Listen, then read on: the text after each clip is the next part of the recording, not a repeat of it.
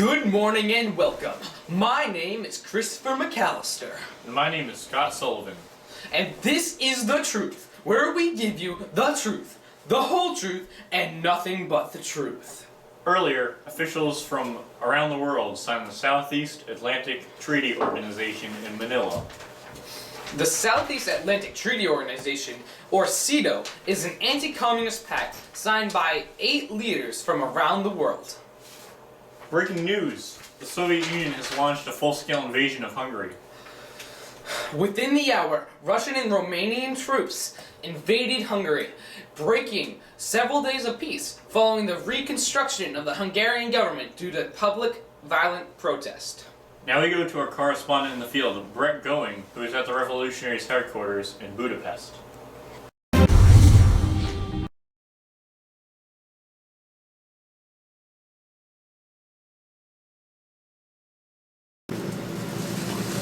Hello everyone, this is Brett Going, and I'm reporting from Killian in barracks in Budapest alongside the freedom fighters there. Last month, these barracks gained glory for Hungary and infamy for the Soviet forces as Colonel Paul Molitor abandoned the Hungarian army, which was being forced by Russia to put down the revolutions, and joined arms with his fellow countrymen in defense of this point. He was quickly promoted to the rank of General and Minister of Defense by Imre Nagy, leader of the new democratic government of Hungary. I'm going to try to find Molitor now.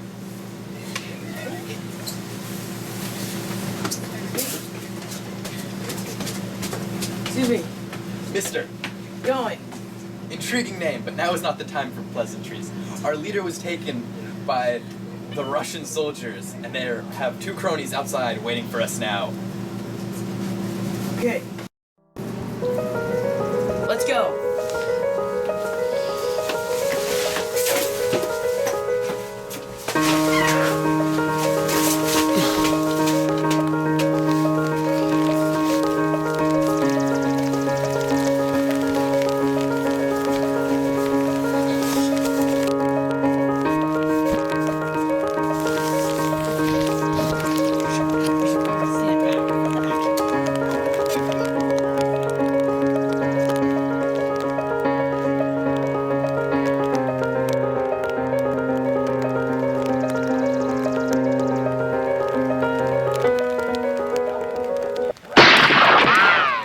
Oh God!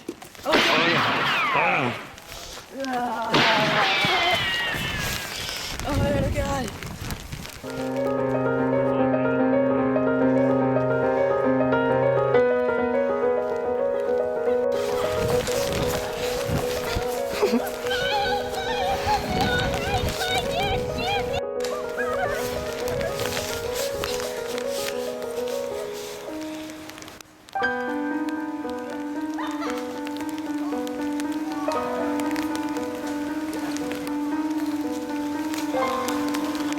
Fighting. Let's go.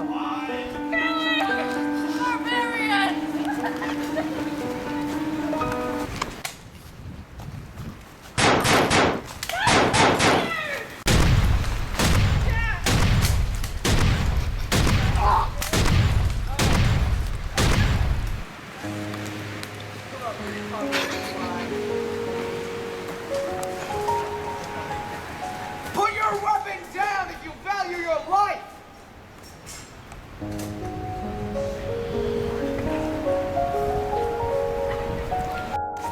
Let's go. Scum of the earth!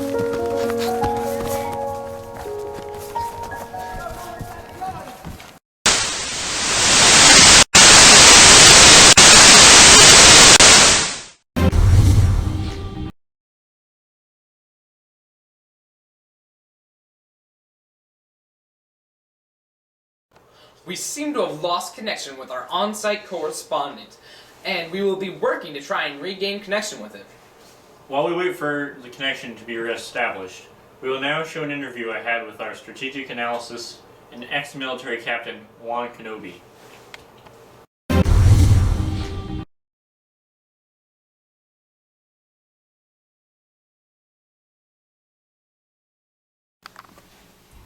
Welcome, Captain. Thank you for joining us.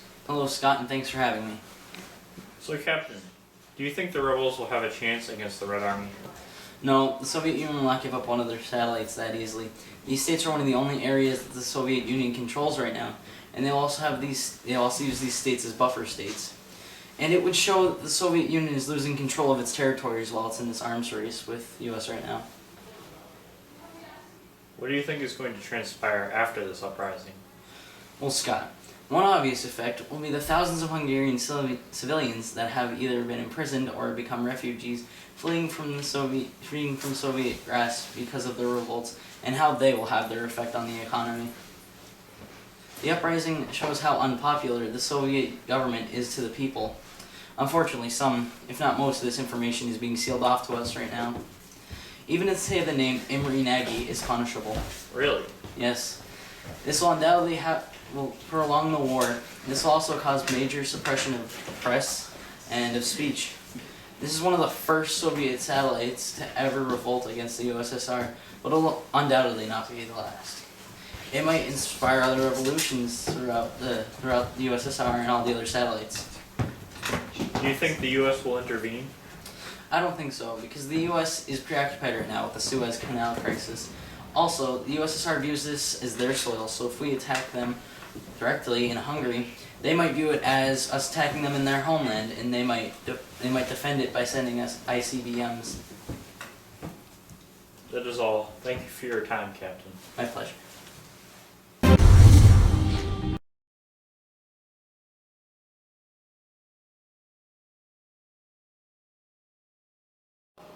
That was quite the interesting interview, wasn't it? You bet it was, Christopher.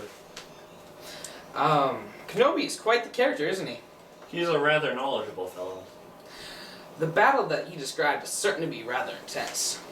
It will definitely be a tough battle for the freedom fighters. The Soviets show no sign of letting up. Speaking of the freedom fighters, let's talk about how they got to the place that they are today. Well, the roots of the Hungarian Revolution came from the end of World War II, when the Allies decided that the USSR would gain influence over the eastern half of Europe. The revolution started as a peaceful protest. The Hungarians wanted to demonstrate their solidarity towards the Poles. This demonstration turned anti-communist and anti-Soviet. On October 23rd, Hungarians convened peacefully in the capital of Budapest. They read a proclamation, outlining reforms needed in the Soviet-influenced government. When the gatherers' demands were denied, they grew chaotic. Shots were fired upon the crowd. This attack on unarmed demonstrators outraged many people. This caused revolt to strike Hungary. A new government was formed when the old one fell, which would grant demonstrators' demands. Hungary withdrew from the Warsaw Pact. A ceasefire was announced on October 28th, and fighting stopped. The initial pledge to withdraw all troops from Hungary was overruled, and Khrushchev decided to crush the rebellion. In the local news, Poland reached an all-time low cow count. In 1912, Poland had over 600, but now there are less than 300. Holy cow, that's quite the statistic, Scott. Recent surveys show that while 60% of mothers are proud of their Massachusetts school students, 80% of fathers are not. Well, that fact wasn't very apparent to me. You know, those farm girls in Brett's footage weren't as chicken as one might expect. You're right, but that seems to be all the news we have for today. So let's go to an advertisement for our primary sponsor, Jay's Organic Eggs.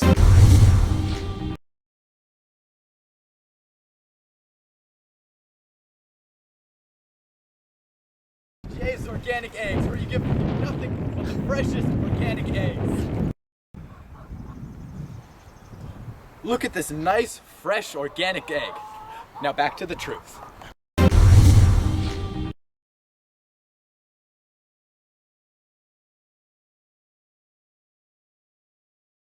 We, at the Wachusett Regional Broadcasting Center, extend our gratitude to Brett Going for his stupendous work in the field. I would like to inform the audience that Going has been airlifted from Budapest and has safely arrived in Britain. The Truth would also like to thank Captain Kenobi for his contribution to our ongoing coverage of the unfolding events. The WRBC also sent its prayers to the refugees and victims of fighting in Hungary. We would like to thank you, our viewers for the following of our progress with the story. Signing off, I'm Scott Sullivan. And I'm Christopher McAllister. This is The Truth. Tune in tomorrow at 11 for more of The Truth. Good afternoon, and God bless America.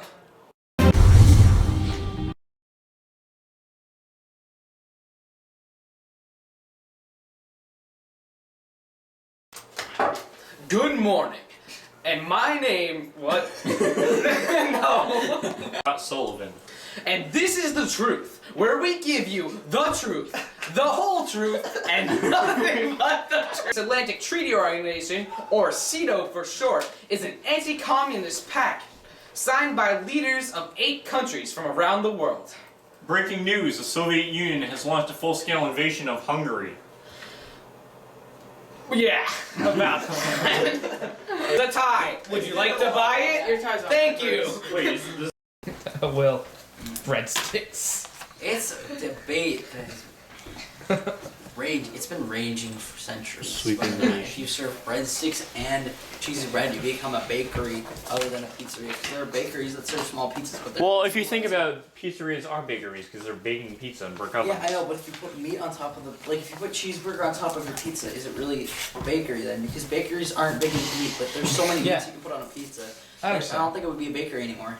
It would be a pizzeria, because a pizzeria is specific for meat. But if you put too many bread in it, it wouldn't be. So, are you guys ready to record then? How do we look? The chickens are unamused!